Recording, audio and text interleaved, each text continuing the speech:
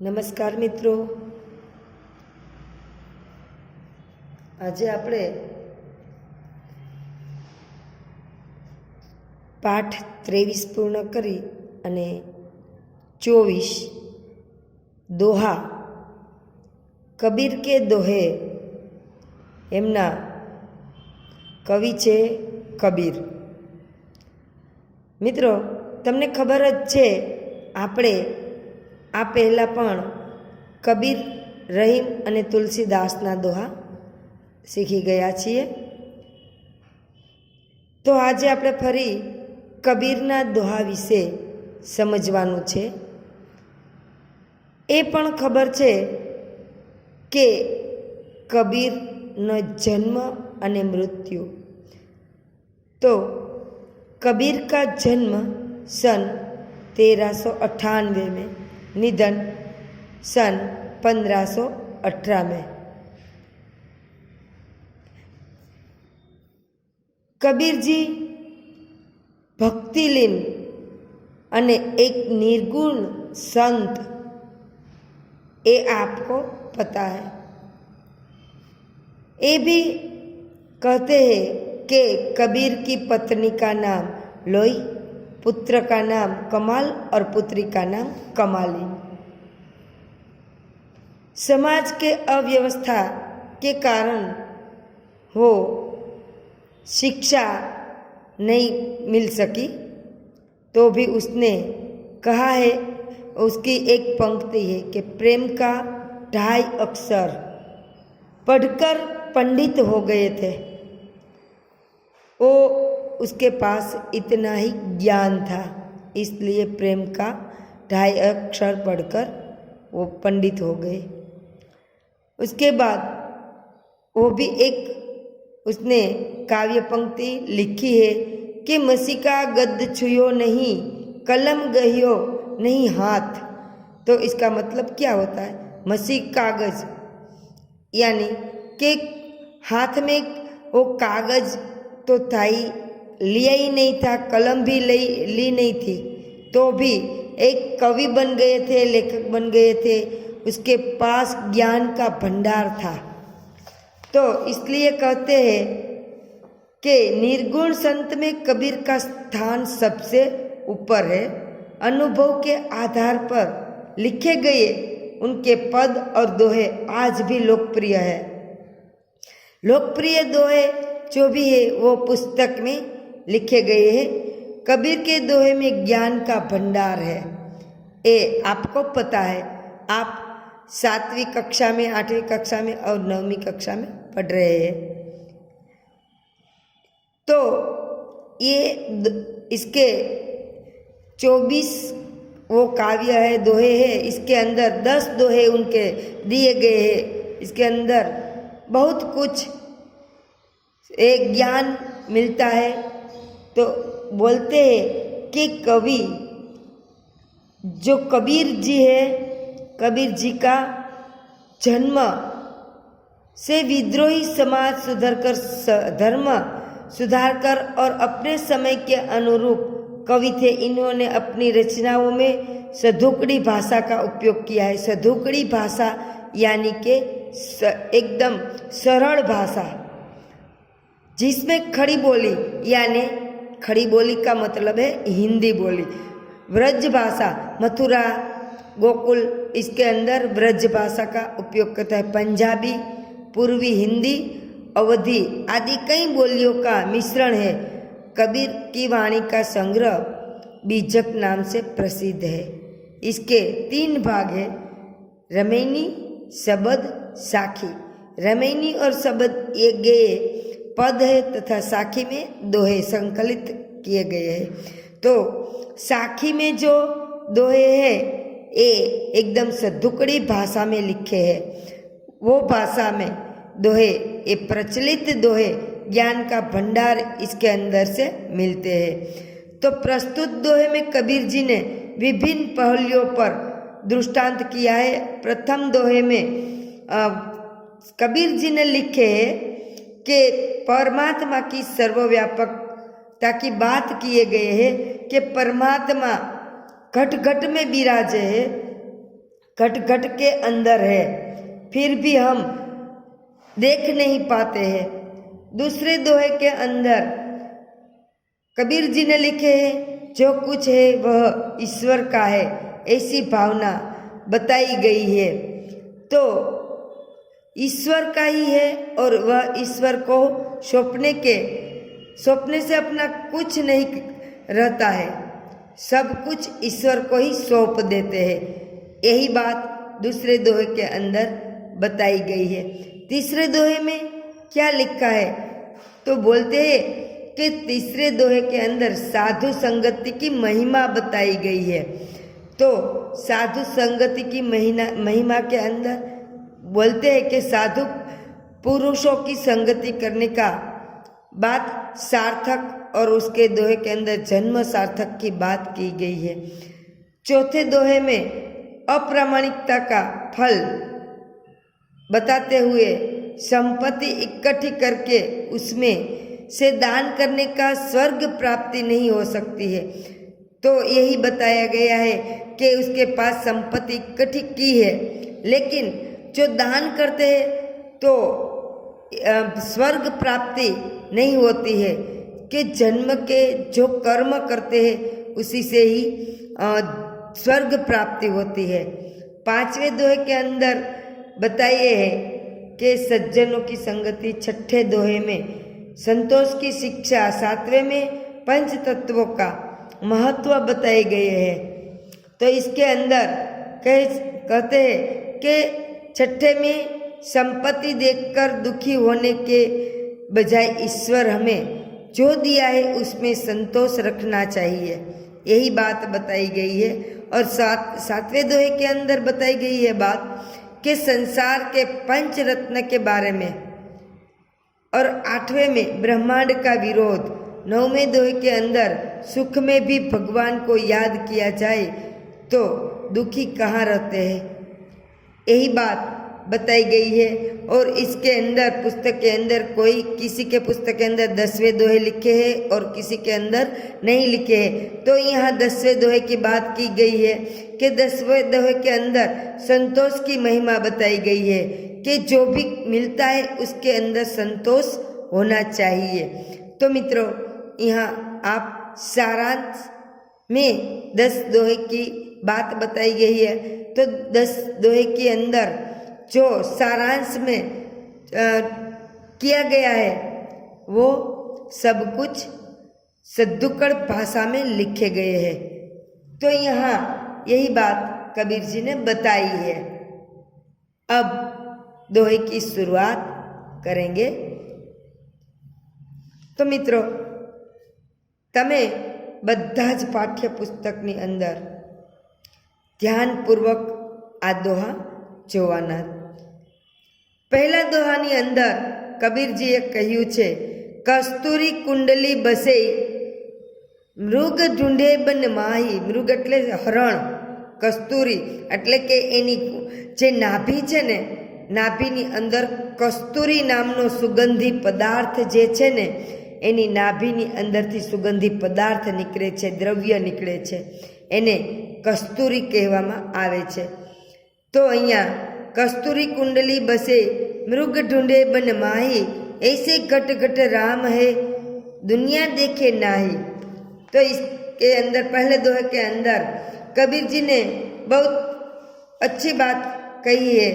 वो ज्ञान का भंडार दिए हुए बताए गए हैं कि ईश्वर की बात की गई है कि कस्तूरी हिरण की नाभि में रहती है। कहाँ रहती है? तो बोलते हैं कि कस्तूरी हिरण की नाभि में रहती है, फिर भी वह उसे जंगल में इधर उधर ढूंढने निकलते हैं। कौन निकलते हैं? तो बोलते हैं कि मृग निकलते हैं वो कस्तूरी ढूंढने के लिए। उसी तरह राम अर्थात परमात्मा की बात यहाँ पहले दोहे में बताई गई है कि परमात्मा सबके हृदय में वास करता है, पर लोग इस सत्य को समझ नहीं पाते और वे यहाँ वहाँ भटकते हैं। तो मैं पहले ही बता चुकी हूँ कि परमात्मा जो है अपने अंदर ही है, परमात्मा नहीं है तो हम भी यहाँ आमने सामने नहीं रहते हैं।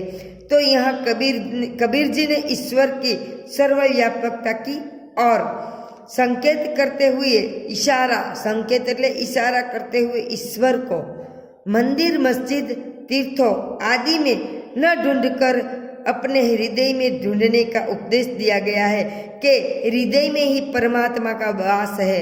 इसलिए यहाँ पहले दोहे की बात बताई गई है।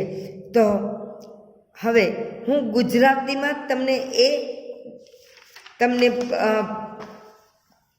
એનું ટ્રાન્સલેશન કરી અને હું કહીશ કે હરણ જે છે એ પોતાની નાભીમાં કસ્તુરી હોય છે, છતાં પણ હરણ તેની જંગલની અંદર ગોતવા માટે જાય છે અને આમ તેમ ફરતે છે, શોધે છે। સુગંધ જ્યાં આવે છે એ રસ્તા તરફ હરણ જે છે એ દોડે છે અને આમ તેમ ફરે છે। એવી જ રીતે રામ અર્થાત કે પરમાત્મા જે છે ને એ સૌના હૃદયની અંદર જ રહેલા છે, લોકો એ જોઈ શકતા નથી। અને એટલા માટે જ કબીરજી અહીંયા કહે છે કે ઈશ્વરની સર્વવ્યાપકતા સંકેત જે કંઈ પણ કરેલો છે ને એ ઈશ્વરે મંદિર મસ્જિદ વગેરેમાં શોધવાની જરૂર કોઈ છે જ નહીં, પણ હૃદયમાં શોધવાનો ઉપદેશ અહીંયા આપેલો છે કે ઈશ્વરને ક્યાંય આમ તેમ શોધવા જવાની કોઈ જ જરૂર નથી। ઈશ્વર આપણા હૃદયની અંદર જ બેઠેલો છે, એટલા માટે જ આપણે અહીંયા છીએ। એ પહેલાં પણ મેં તમને ઉદાહરણ આપતા કહ્યું હતું કે જો ઈશ્વર આપણા હૃદયની અંદર ન બેઠેલો હોય તો આપણી અહીંયા હોઈ જ ન શકીએ। અને ગમે ત્યારે કોઈ પણ મદદ આપણને મળે છે, ક્યારેય સંકટમાં કે ક્યારેય આપણે કોઈ પણ તકલીફમાં મુશ્કેલીમાં આપણે જ્યારે આવીએ છીએ ને ત્યારે ઈશ્વર ખુદ નથી આવતો, ઈશ્વર આપણા હૃદયની અંદર જ બેઠેલો છે, પણ એ ઈશ્વર બનાવી કોઈ મનુષ્યના હૃદયની અંદર બેસી અને ભગવાનની જેમ મદદ કરવા માટે આપણી પાસે મોકલે છે। તો મિત્રો પહેલા દોહાની અંદર તમને સમજાઈ જ ગયો હશે।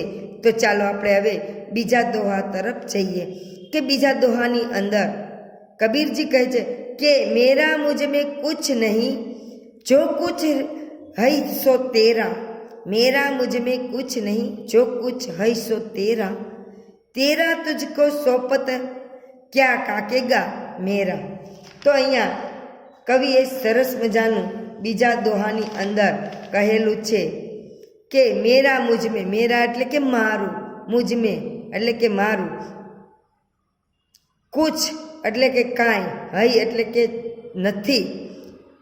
तो અહીંયા कबीर जी दूसरे दोहे के अंदर कहते कि हे परमात्मा मेरे अंदर जो कुछ है वह मेरा नहीं है, जो भी है कुछ वही तेरा ही है, तुम्हारा है।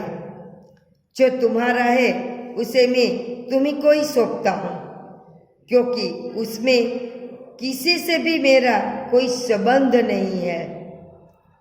यहाँ बहुत अच्छी बात बताई गई है कबीर जी ने। मनुष्य को समझाते हुए कहते हैं कि जो मेरे अंदर जो कुछ भी है ये मेरा नहीं है, आपकी बनाई हुई रचनाएं है, अने वो रचना अंदर जो पड़ी है बनाई है वो रचना है, ये सब कुछ मैं आपको सौंपता हूँ। इसके अंदर मेरा कोई भी नहीं है, कुछ भी नहीं है, जो है वही तुम्हारा है और ये तुम्हारा है, इसलिए मैं आपको सौंप देता हूँ, तुमको सौंप देता हूँ। मेरे अंदर जो भी है इसके साथ मेरा कोई संबंध नहीं है। यही बात यहाँ कबीर जी ने सुंदर मजानी बताई गई है। तो इसका ट्रांसलेशन करते हुए मैं आपको बताती हूँ कि हे परमात्मा मारामा जे कंई छे ए मारू नथी, जे कंई पण छे ए तारू ज छे, ते हूँ तने सोंपू छूं, कारण के तेमांथी कोईनी साथे पण मारो कोई ज संबंध नथी। अंदर ईश्वरे आपणने હૃદય આપેલું છે, અંદર જે કંઈ પણ શરીરની અંદર જે રચના કરેલી છે એની વાત અહીંયા કબીરજી કહે છે સરસ મજાની. એવું કહે છે કે તમે જ મને આપેલો છે, આ દેહ જે આપેલો છે ને એ દેહ તમારો જ છે, અને જ્યારે હું મૃત્યુ જે માણસ કોઈ પણ પામે છે ને ત્યારે એ દેહ ફરી પાછો તમને સોંપે છે. તો એવી વાત અહીંયા બતાવવામાં આવેલી છે. અને કબીરજી એના દોહા દ્વારા મનુષ્યને સમજાવે છે. તો અહીંયા મિત્રો બીજા દોહાની અંદર પણ તમને સમજાઈ જ ગયું હશે. હવે અહીંયા આપણે ત્રીજો દોહા સમજવાનો છે. તો એની અંદર કબીરજી કહે છે, સંત મિલે સુખ ઉપજે, સંત મિલે સુખ ઉપજે, દુષ્ટ મિલે દુઃખ હોય, સેવા કીજે સંત કી તો જન્મ કૃતાર્થ સો હોય.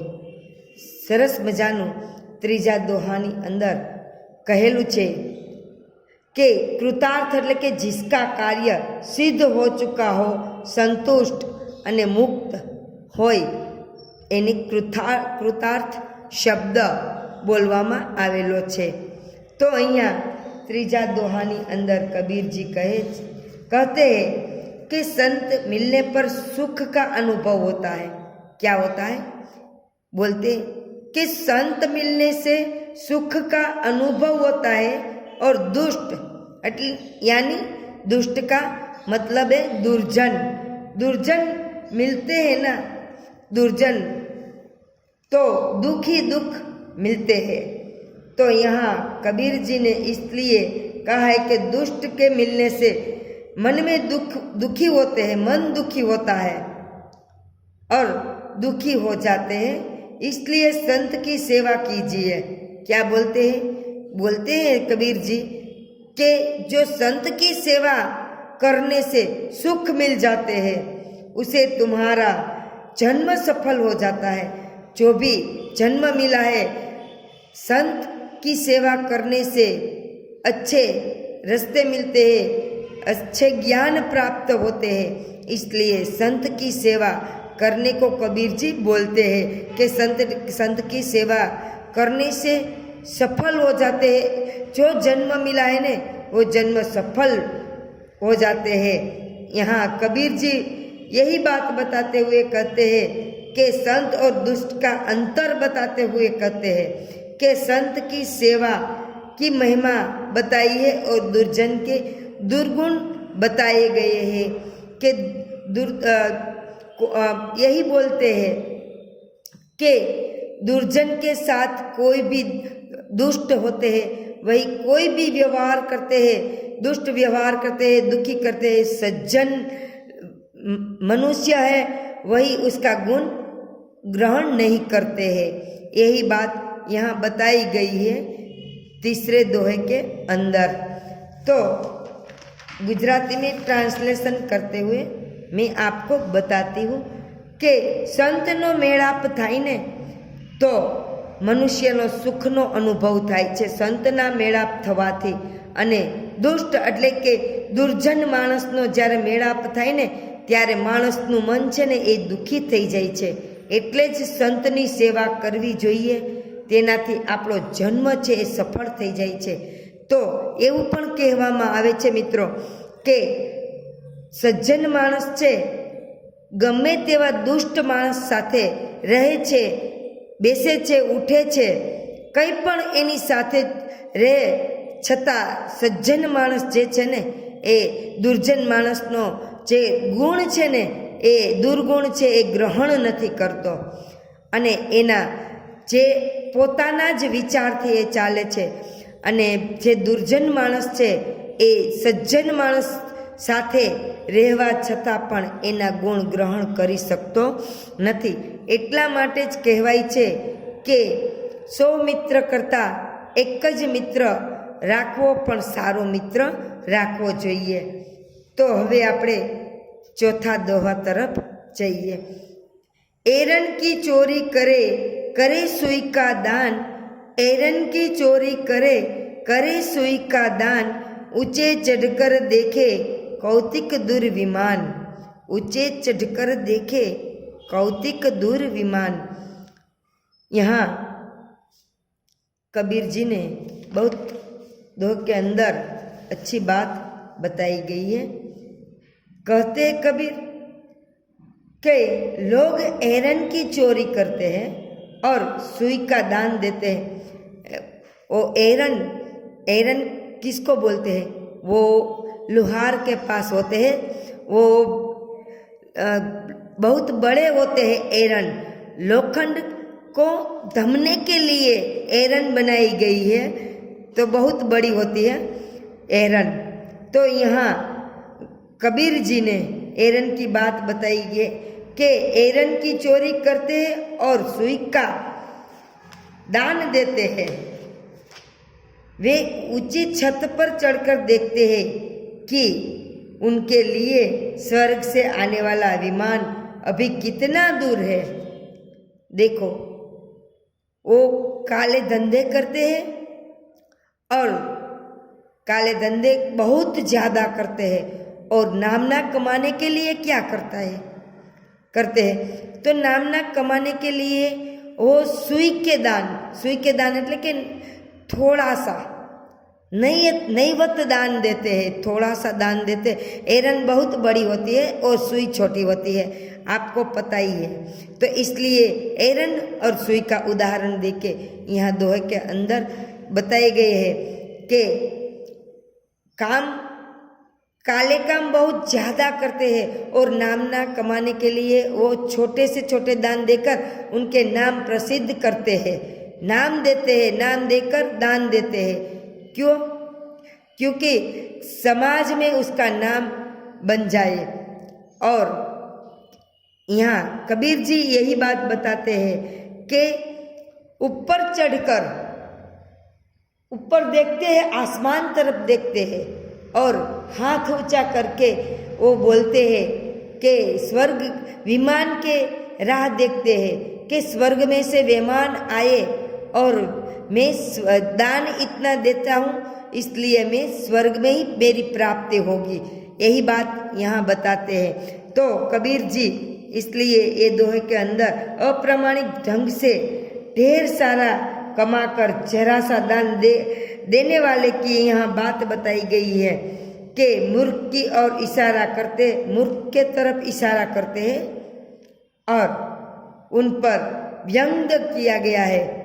क्या किया गया है? कटाक्ष किया गया है, व्यंग्य किया गया है कि दान थोड़ा सा देते हैं, अप्रामाणिकता से कमाते हैं और दान थोड़ा देते हैं। और इशारा किस तरफ करता है? तो कहते हैं कि विमान और स्वर्ग में जाने का राह देखते हैं। इसलिए कबीर जी ने ऐसे मूर्खों पर हंसा गया है, व्यंग्य कटाक्ष किया गया है। तो गुजराती में ट्रांसलेशन करते हुए मैं यही बताती हूँ કે અહીંયા કબીરજી એવું કહે છે કે એરણની ચોરી કરે છે અને સોયનું દાન આપે છે, પછી ઊંચી છત પર ચડી અને એ વિમાનની રાહ જોવે છે કે ક્યારે સ્વર્ગમાંથી આ વિમાન આવે અને હું સ્વર્ગની પ્રાપ્તિ કરું।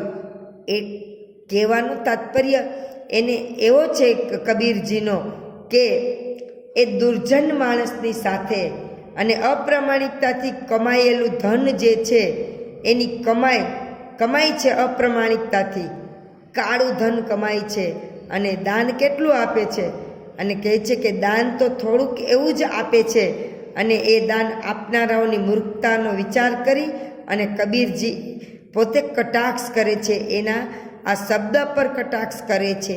તો અહીંયા ચોથો દોહો પણ આપણને સમજાઈ જ ગયો હશે। હવે આપણે પાંચમો દોહો સમજશું। સોના સજ્જન સાધુજન, સોના સજ્જન સાધુજન, તૂટી જુરે સૌ બાર, તૂટી જુરે સૌ બાર, दुर्जन कुम्हार के एके धक्का दरार, दुर्जन कुम्हार के एक के धक्का दरार।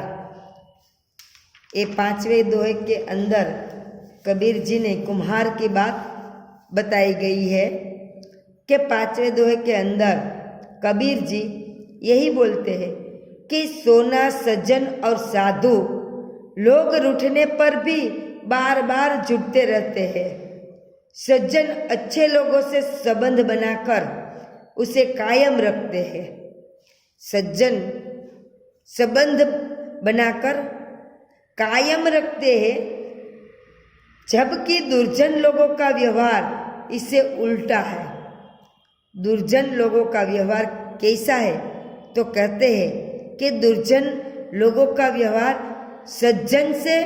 सज्जन लोग जो है उनसे उल्टा उनका व्यवहार है। कैसे? तो कैसे कहते हैं कि जैसे जरा सो दरार ले, थोड़ी सी तिराड़ पड़ जाते हैं मटके के अंदर, थोड़ा धक्का मारने पर फूट जाते हैं। दुर्जन लोग कैसे होते हैं? यहाँ बात